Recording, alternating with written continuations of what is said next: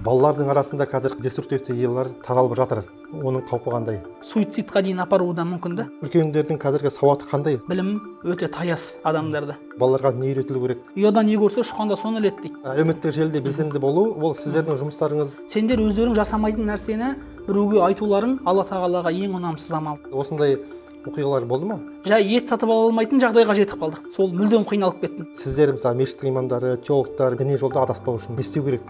Сіздің ешқандай олай айтуға құқығыңыз жоқ. Халыққа не айтар едіңіз? Сыни ойлай білу керек қой адам. Критикалық ойлау деген нәрсе бар ғой. Ассалаумағалейкум, құрметті көрермендер.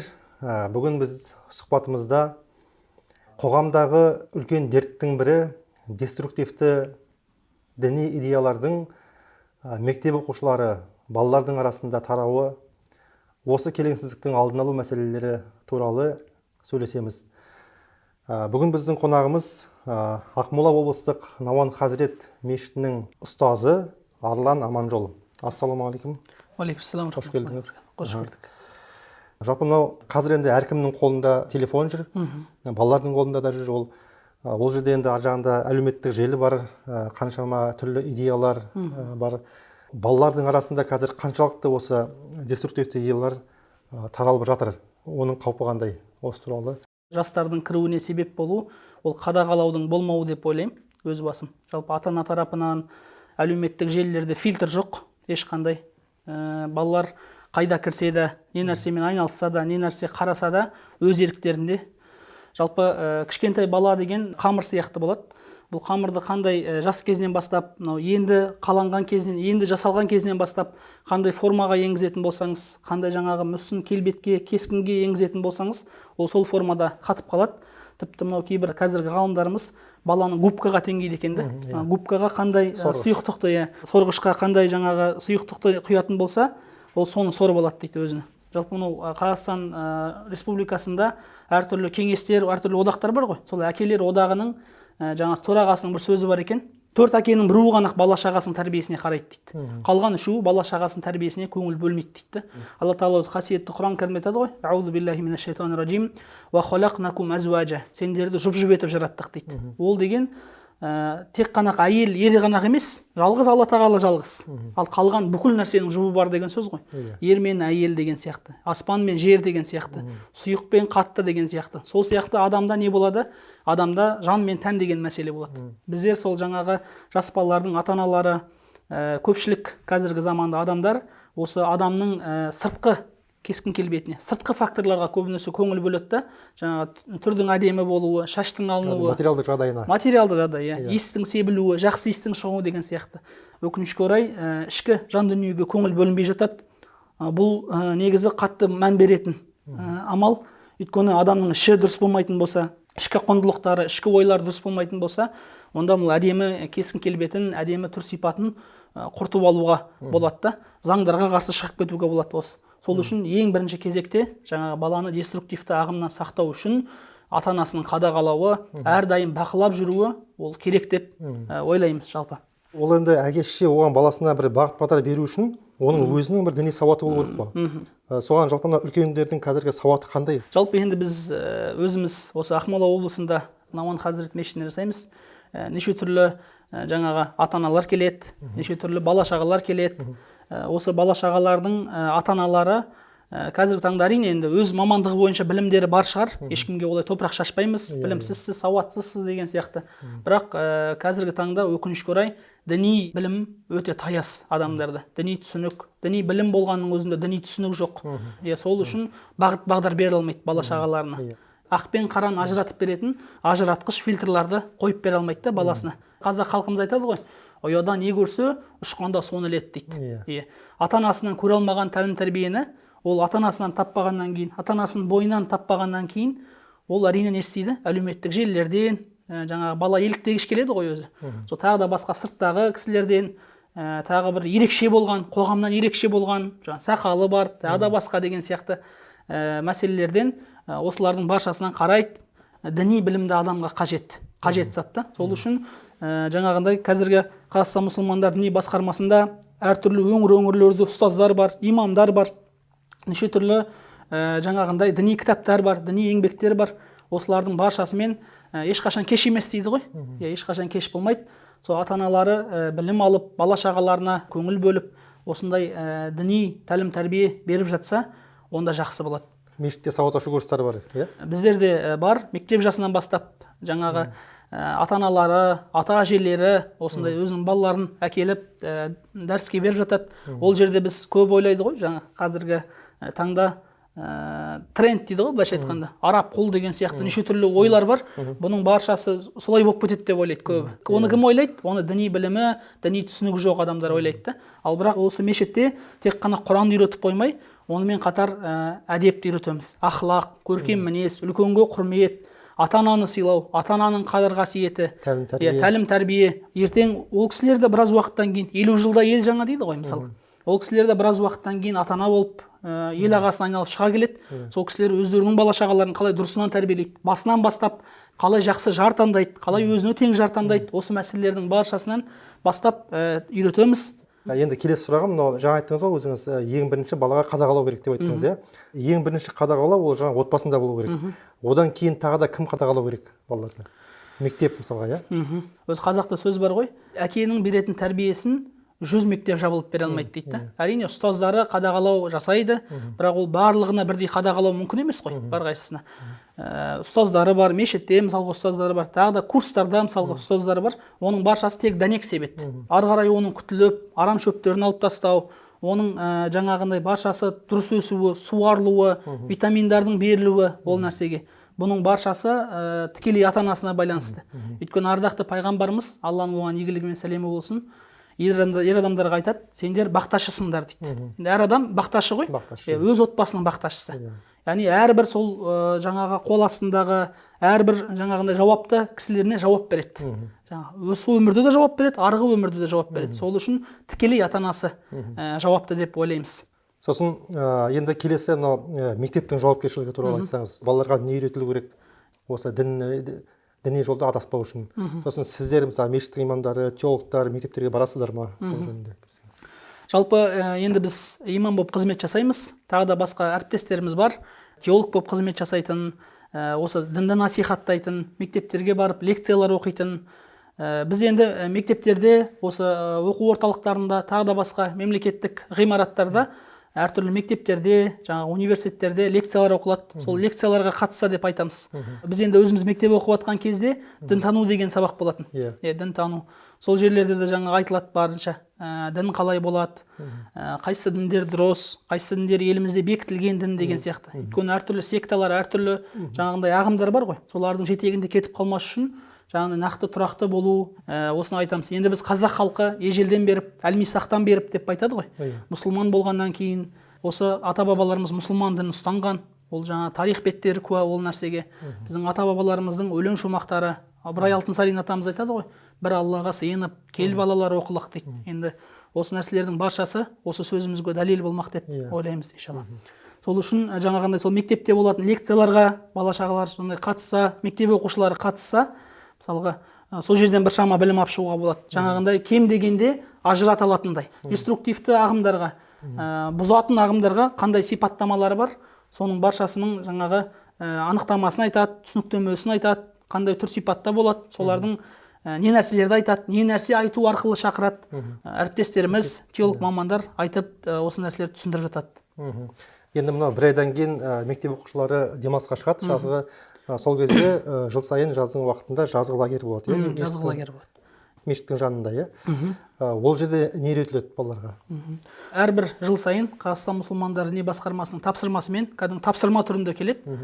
Имани жаз деген әр жыл сайын өтіп отырады. Осыған арнайылап еңбек жазылған ислам әліппесі деген. Осының ішінде ата-бабаларымыздың өлеңдері, ұлт зиялыларының осы дін жайлы айтылған, дәстүр жайлы айтылған, үлкенге құрмет, кішіге ізет жайлы айтылған көптеген тәлім тәрбиелері бар. Балаға сол қандай дінде, Раббысы кім, пайғамбар кім деген сияқты былайша айтқанда фундаменталды білімді береді. Ертең білетіндей, Құдайын білетіндей, мысалға қандай кітап, тағы да басқа біреудің жетегінде кетіп қалмайтындай базалық ілімдерді береді. Сол жерде. Сосын сонымен қатар тағы да басқа жаңағы пайдалы дүниелер бар. Арнайы кітапшасы да шыққан.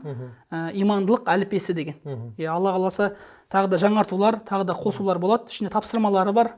Жоғары оқу орнында оқып жатқан практикант студенттер, сосын медреседе оқып жатқан практикант студенттер келіп сабақ береді. Әрине имамдардың қадағалауымен, ұстаздардың тұрақты осы жерде жұмыс жасап жатқан қызметкерлердің қадағалауымен, солардың көмегімен сол жас бүлдіршіндерге осындай лагерьлар ұйымдастырамыз. Әртүрлі тапсырмалар береміз. Тағы да басқа жалығып кетпес үшін спорттық іс-шаралар бар, сыйлықтары бар. Осы 2 апта, 1 ай көлемінде болып жатады. Балаларға өте пайдалы, өте жақсы пікірлер білдіріп жатады. Иншалла өте пайдалы болып жатады. Жылдың басқа да уақыттарында сауат ашу курстары бола ма балаларға? Жалпы негізі мешітте бекітілген ұстаздар бар. Муфтияттан, Қазақстан мұсылмандар діни басқармасынан бекітілген ұстаздар бар. Ұстаздар қызметін жасап жатыр. Енді ұстаздарымыз әртүрлі бағытта, біреуі Құран бағытында, біреуі әдеп ақлақ бағытында. Әр мешіттерімізде бар деп айтсақ болады. Жаңағы тұрақты түрде күнде болмаса да аптасына 2-3 рет жаңағындай осы насихаттар жасалынып, бала шағаларға тәлім тәрбиелер беріп, Құран жаттап, осындай амалдар жасалынып жатады. Сөзіміздің басында айттық. Қазір әр баланың қолында жаңа телефон жүр деп. Енді олар интернеттен кіріп, мысалы діни бір мәліметтер іздеу мүмкін. Сол кезде олар қандай сайттарға кіргені дұрыс, немесе кімнің парақшаларын көріп таңдағаны дұрыс? Енді қазір 21 ғасырда электроника мен смартфондардың, интернеттің дамып тұрған заманы ғой. Кірме деп айта алмайсыз. Міндетті түрде кіреді оған баршасы. Өйткені қазір адам сөйлесуі, бір-бірімен мәмілесі, хабарласып тұрулардың баршасы осы телефон арқылы болып тұр ғой. Сол үшін міндетті түрде кіреді. Сол біздің өзі Қазақстан мұсылмандар діни басқармасында өзіміздің сайт бар. Muftiyat.kz деген сайттарымыз бар. Әрбір өкілдіктің өзінің сайттары бар. Бізде мысалға міне Насихат.kz деген өзіміздің сайтымыз бар. Ол жерде енді білім беріледі деп айта алмаймыз. Бірақ та жаңалықтар, әртүрлі мәліметтер, мақалалар, неше түрлі жаңағы пайдалы видеолар, видео сабақтар руханиятқа қатысты сол жерден де қараса болады. Сосын әлеуметтік желілерде өздеріміздің ұстаздарымыз бар, бекітілген. Қазақстан мұсылмандар діни басқармасында бекітілген елге әйгілі Ерсін ұстаз, Еркінбек ұстаз деген сияқты, Қабылбек ұстаз деген сияқты ұстаздарымыз бар. Сол ұстаздарды тыңдап та насихат алып, жаңағындай өмірлеріне керекті пайдалы ғибраттар алып отырса болады. Бірақ енді әлеуметтік желіде белсенді болу, ол сіздердің жұмыстарыңыздың бір көрсеткіші ретінде көрсеткіші деп айтсақ болады. Өйткені бізде Қазақстан мұсылмандар діни басқармасында уағыз насихат деген бөлім бар ғой. Өйткені міндетті түрде керек болып тұр да қазіргі таңда. Өйткені біз шықпайтын болсақ, біз айтпайтын болсақ, басқа біреу айтады да. Әрбір адам уағыз сахнасында ғой негізі. Немесе тыңдайсыз, немесе айтасыз деген мәселе. Сол үшін осындай мүмкіндік бола тұра, мүмкіндігінше айтып жатырмыз, барынша насихат жасалып жатыр деп ойлаймыз. Аллаға шүкір. Енді мынау мысалға біреудің бір жас баласы дейік, мысалы 10 жаста, 15 жаста сол бір басқа діннің жетегіне еріп бара жатса, сол кезде оның әке-шешесі не істеу керек жалпы? Кімге келу керек, немесе сіздерге келу керек па мешітке? Егер де сондай бір байқалатын болса, бір бала жаңағындай осындай деструктивті ағымдарға кіріп бара жатқан бір белгілері болып жатса, міндетті түрде мешітке келген дұрыс деп ойлаймыз. Өйткені жалпы сыни ойлай білу керек қой адам. Критикалық ойлау деген нәрсе бар ғой. Бір очкимен қараса болмайды да. Бір бағытпен қараса болмайды адам. Әртүрлі бағытпен қарау керек. Ол бала жаңағындай бір бағытпен қараған үшін сол ұстазының артында кетіп бара жатады да. Сол үшін жаңа имамға алып келіп әртүрлі дәлел. Кейбір адамдарға мысалға діни хадис насихат айтсаң, аят айтсаң түсінбейді да. Оларға ғылыми дәлел келтіру керек, ақыли дәлел, ақылмен түсіндіру керек мысалы. Сол үшін имамдарға алып келетін болса, мешіт ұстаздарына алып келетін болса, олар сөйлесіп қайтаруға тырысады, барынша әрекет жасайды. Иншалла кіріп кеткеннің өзінде де жұмыс жасаса болады да, ол кісілермен барынша. Енді мынау балаларды осындай жолдан қайтару ол кішкене жеңілдірек, үлкен кісілерге қарағанда. Бала деген енді жаңағы жоғарыда айтқандай бала деген бір қамыр сияқты ғой, қамыр сияқты. Қандай формаға енгізетін болсаң, сол формада қалыптасады да. Сол үшін бала кішкене дұрыстауға, жұмыс жасауға ыңғайлырақ та. Сіздер енді осындай оқиғалар болды ма? Баламыз басқа дінге кетіп қалды деп келген адамдар. Біздерде енді мен өз басымда болған бір әже өзінің немересін алып келді. Немересі деген арықтап қалған. Арықтап, мұрнынан су ағып, сондай бір әлсіреп қалған да.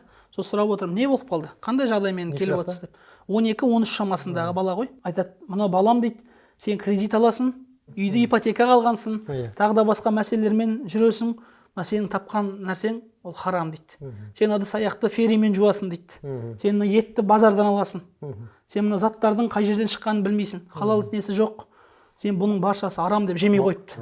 Солай сол жемей бірнеше апта шыдаған екен. Су ішеді. Тек су ішеді. Нанның өзінде жаңа дүкенге барады. Дүкенге барса бір полкада арақ сатылып тұрады, бір полкада шылым сатылып тұрады, мына жерде нан тұрады.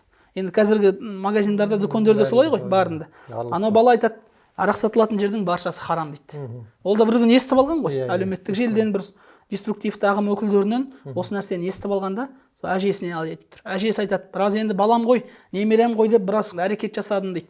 Балам, мен енді барынша еңбек жасап жатырмыз, жұмыс жасап жатырмыз, пенсиямыз бар. Қанша жыл еңбектеніп шыққан пенсиямыз, зейнетақымыз. Бұның баршасы адал, жей ғой деп түсіндіріп едім, болмай қойды дейді. Сол мүлдем қиналып кеттім дейді. Тіпті анандай неге дейін де барғам дейді. Ауылға апарам дейді, ет алу үшін.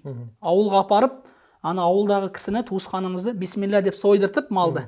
Соны ана баламыздың көзінше жасататын болдық дейді. Жай ет сатып ала алмайтын жағдайға жетіп қалдық дейді. Сондай деңгейге дейін анау бала сондай талаптар қойып кетті дейді. Бірақ соңына қарай қиындау болып кетті дейді. Машақат болып кетті дейді. Мынаны әрдайым ауылға апару керек. Әрбір зат, мысалға нан шығаратын заводқа апару керексің. Сөйлесу керексің. Жаңағыдай мына жерде адал, мынандай бидайдан егілген, мынандай неден егілген. Сондайға дейін кетіп қалады да. Жаңағыдай. Соның баршасын түсіндірдім дейді. Болмайды дейді. Түсіндіріңізші енді дейді да мынаған. Сосын енді мен де анау баламен сөйлесіп тұрмын ғой. Дінімізде айтады ғой деймін. Ридаллаху фи рида валидайн, сахаталлаху фи сахата валидайн. Алла тағаланың разылығы ата-ананың разылығында. Алла тағаланың ашуы ата-ананың ашуында. Сіз қалай өзіңіздің ата-анаңыздың еңбектерімен тауып жүрген ризық несібесін, үйге әкелген тамағын, осындай барлық азық-түліктердің баршасын қалай сіз арам деп айтасыз? Қалай арам деп айтасыз? Сіздің ешқандай құқығыңыз жоқ деп. Осылай барынша баланың тілімен түсіндіріп отырмын ғой. Сіздің ешқандай олай айтуға құқығыңыз жоқ. Сіз қазір мынау іс-әрекетіңізбен Алла тағаланы ашуландырып жатсыз деймін. Сіз жаңағы бір істі харам, халал деп Алла тағаланың разылығына жеткіңіз келіп тұр ғой енді. Өзіңіз сондай нәпсіге салатын болса, бәрі адал ғой нәпсіге. Мысалы, ал бірақ Алла тағаладан қорыққаннан кейін, Алла тағаладан бір қорқыныш болғаннан кейін, Алла тағаладан ұялғаннан кейін, үкіміне бойсұнғаннан кейін, сол арам, адал деген нәрселер бар деймін. Сол үшін ата-анаңыз не әкелсе, сол нәрсені жеңіз деймін. Барынша ол сізді жаман болсын деп ұрлап әкеп, енді ашық сондай жаңағындай күнәмен, іс-әрекетпен, парамен әкеп беріп жатса, онда тыйылсаңыз болады. Ал осылай еңбектеніп әкеліп отырса, сізге айтып отырса, өзіңіз көріп отырсаңыз, онда ол нәрседен жаңағындай бас тартпаңыз, жеңіз, машақатқа салмаңыз. Өйткені Алланың ашуы ата-ананың ашуында. Ата-анаңыз разы болмай қалатын болса, сіздің құлшылығыңыз, жасап жатқан амалдарыңыз бес тиын деп айтты. Сосын жаңағы мынандай бір аят келді. Аузу биллахи минаш шайтанир ражим. Ал-халалу баййин вал хараму баййин дейді Алла тағала. Халал деген анық нәрсе дейді. Анық болған нәрсе. Харам да анық нәрсе дейді. Осындай мәселе бар. Сол үшін егер шошқаның еті болса, бір арақ қосылған, кәдімгідей бір анық жазылып тұратын болса, оны жемесеңіз болады әрине.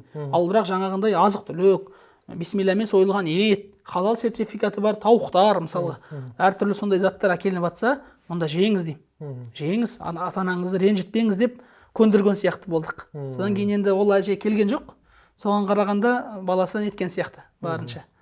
Бірақ бірнеше рет кездесу жасадық та ол баламен. 3 рет па 4 рет кездесу жасадық. Бір айтқаннан түсінген жоқ та ол.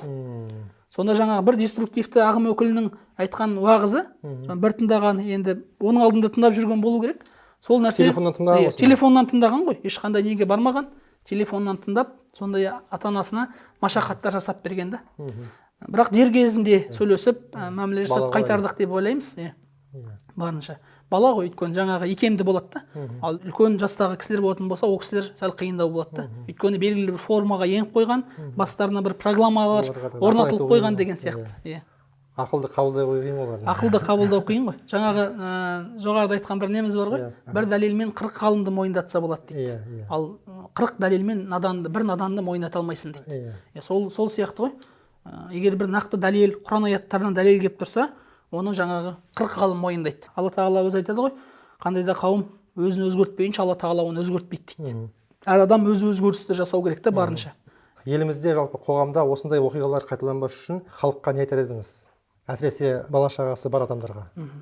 Бала шағасы бар адамдарға айтарымыз, бірінші жаңағы жоғарыда айтқандай, бірінші ата-ананың білімі болу керек. Өйткені бір нәрсе үйрету үшін білімі болу керек қой. Білім болғанда сауаты болу керек. Сауаты болу керек. Енді бір арабша кітап оқитындай деңгейде болмаса да, кем дегенде фундаменталды білімі болу керек. Өйткені жаңағы отбасы деген ол деген бір өте үлкен қиын ғимарат қой. Әрбір жерінде қателеспеу керек. Әрбір өзінің кезеңдерінде баланың балалық шағы бар, тағы да басқа сәттері бар, ауыспалы кезеңдері бар, кәмелеттік жастар бар. Сол әр кезеңінде өзінің беретін нәрселері бар да. Әрбір адам дінге мұқтаж болады. Ол егер сізден алмайтын болса, егер сіз оған бермейтін болсаңыз, басқа біреуден алып алады да ол. Өйткені Алла тағала солай қылып жаратқан ғой адамды. Жаңағы бала сияқты. Жаңағы бала сияқты ата-анасы оған айтпады осы нәрселерді. Дінді түсіндірмеді, ол не істеді? Деструктивті ағым өкінен алып, ата-анасына машақат жасап қойды. Сол үшін ата-анасы бірінші кезекте беру үшін өзінің сауаты болу керек. Егер бала шағаңыз жаңағы дінге қызығып тұратын болса, мешітке өзіңіз әкеліңіз деп айтар едік. Қаншама ұстаздарымыз қызмет етіп жатыр, соларға табыстап, басында бірге болып, кейде мысалға мешітте ата-аналар келіп қатысады сабаққа. Не нәрсе үйретеді екен деген бір оймен. Солармен жаңағы бірге келіп қатысып, тапсырып, өзіңіз бір қадағалап жүретін болсаңыз, онда нұр үстіне нұр болады. Әрине өзіңіз бере алсаңыз тіпті жақсы ғой. Әке шешенің беретін тәрбиесін 100 мектеп қосылса да бере алмайды ғой. Өйткені ата-ана әрдайым баланың қасында. Баланың қалай ойлайды, қалай тыныс алады, не нәрсемен демалып, не нәрсемен жүргенін ата-анасы жақсырақ біледі. Сосын мынандай мәселе айтар едік. Жалпы Алла тағала қасиетті Құран кәрімде айтады ғой: "Я айюхаллазина аману", иман келтіргендер. "Лима тақулуна ма ла тафалун", өздерің жасамайтын нәрселерді неге айтасыңдар дейді. "Кабура мақтан индаллахи ан тақулу ма ла тафалун", сендер өздерің жасамайтын нәрсені біреуге айтуларың Алла тағалаға ең ұнамсыз амал дейді. Қараңыз. Сол үшін ата-анасы мысалға көп мынандай жағдайлар болады ғой. Сен телефон қарама дейді. Бірақ өзі телефон қарап отырады да. Сен балам кітап оқы. Кітап оқығандардың заманы болады ертең дейді. Бірақ өзі телефонда отырады да. Бала не істейді әрине? Көргенін жасайды. Бала көргенін жасайды. Егер сіз телефонда қарап, өзіңіз әрине жұмыс жасайсыз, шаршап келіп, телефонда жатып, балаңызға көңіл бөлмейтін болсаңыз, онда ол ертең өте үлкен қиын жағдайларға апарады да. Жаңағы бір шеті деструктивті ағымдарға кіріп, екінші бір шеті суицидқа дейін апаруы да мүмкін да. Ұяда не көрсе ұшқанда соны іледі дейді. Сол ұя кезінде біршама берілетін тәрбиелері бар. Үй салынған сияқты ғой. Жаңа фундаменталды білімі бар. Содан кейін қабырғасы көтерілу керек, шатыры жабылу керек. Әрбір сәтте ата-анасының қадағалауында болу керек. Әрбір кезеңдерде бала шағасының тәрбиесіне мән беретін болса, қарайтын болса, онда қателеспейді деп ойлаймыз. Қателескеннің өзінде де қай жерден қате кеткенін біледі, оңайырақ болады. Сол үшін бала шағаға осындай жаңа бағыт бағдар беріп, осындай қараулар жасау керек деп иншалла насихаттаймыз. Енді мынау соңғы сұрағымыз болсын. Осы балаларға, мектеп оқушыларына бір мәлімет бере кетсеңіз, енді елімізде діни білім алудың толық сатысы қалыптасқан. Медресе бар, институт бар, университет бар. Жалпы діни білім аламын деген бала қайда бару керек сол жөнінде? Енді әрине ең бірінші діни білім алу үйден басталады ғой. Өйткені барша ұяда басталады ғой барлық мәселе. Бүкіл мәселе ұяда басталады. Баланың қабілеттері, өнері болсын, ғылымға деген құштарлығы болсын, дінге деген махаббаты болсын, баршасы үйде басталады. Сол бала шағасының діни білімін, діни білімге деген икемділігін байқаған болса, осы салада білім алғанын қалаған болса, әрине өз еркінде. Өйткені қинай алмаймыз ешкімге. Ешқандай бір отбасының ішіне кіріп, жүйесін бұза алмаймыз, ешкімге еш нәрсе бұйыра алмаймыз, бірақ насихат ретінде ғой. Сол бала шағасын көрген болса, ең бірінші кезекте мешітке әкелген дұрыс деп ойлаймыз. Мешітке әкеліп, өзі енді әрине білгенінше үйретіп, кейін мешіттің ұстаздарымен жаңағы барынша кішкене Құран жаттап, сәл-сәл арабша әліппелерді біліп, осы әдеп ақлақты үйреніп, сәл-сәл діни бір базалық білім болатын болса, онда әр жаққа медресеге бару керек болады кейін. 9-шы сыныптан кейін медресеге, колледждар, Қазақстан мұсылмандар діни басқармасында бірнеше медреселер бар, қарилық медреселер бар. Осы жерге барса болады. Бұл жерде базалық білім алады, фундаменталды, жаңа адасып кетпейтіндей, ешкімнің жетегінде кетпейтіндей, былайша айтқанда фильтрлар орнатып береді ғой. Әр баланы ақ пен қараны ажырататындай ажыратқыштар орнатып береді. Бала өзі ертең түсінетіндей. Ешкімнің көмегінсіз қайсысы дұрыс, қайсысы бұрыс деген бір ақпаратты алатындай, сол жерде білікті ұстаздарымыз, қариларымыз, ғұлама ғалымдарымыз сабақ беріп жатады. Сол жерге барса болады. Одан кейін тағы да қалайтын болса, медресеге барып, ол орта білім алып шығады, Орта білім алып шығады, Орта білім алып шығады. Өйткені таңдау бар тағы да. келесі мысалға кейбір кісілер имам ұстаз болғысы келмейді. Мысалға мешіт қызметінде, жалпы дін саласында жүргісі келмейді, басқа оқуға барғысы келеді. Медресені не үшін оқиды? Медресені базалық білім болу үшін оқиды. Жай өзі үшін. Өзі үшін ертең бала шағасын жақсы тәрбиелесін деген мән мақсатта. Орта Азияда теңдесі жоқ деп айтсақ болады. Жалғыз Нұр-Мүбарак Египет Ислам мәдениет университеті бар. Сол жерде жоғарғы оқу орнын бітірсе болады.